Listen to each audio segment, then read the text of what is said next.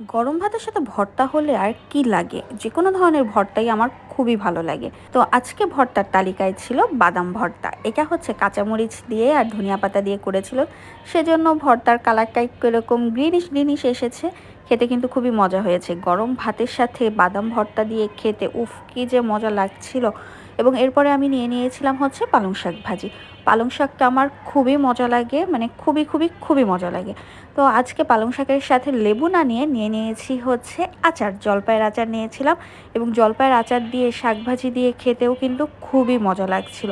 সব কিছু একসাথে ভালো করে মেখে নিয়ে তারপরে সেটা মুখে দিতে উফ! কি যে অসাধারণ লাগছিল। আচারের একটা ফ্লেভার সেটা শাকের সাথে মিক্সড হয়ে খুবই অসাধারণ লাগছিল। এবং এরপরে নিয়ে নিয়েছি হচ্ছে একটা আলু ভাজি।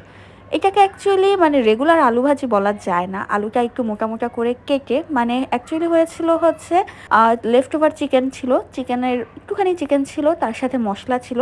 তো সেই মসলার ভিতরে একটু মোটা করে আলু কুচি করে দিয়ে, একটু মোটা করে পেঁয়াজ কুচি দিয়ে, তারপরে একটু হচ্ছে মরিচগুলাকে আস্তে, আস্তে রেখে মানে আধা কাঁচা টাইপের রেখে তারপরে করা হয়েছে এবং সবকিছু দিয়ে মেখে খেতে উফ! কি যে অসাধারণ লাগছিল। আলহামদুলিল্লাহ সবকিছুর জন্য।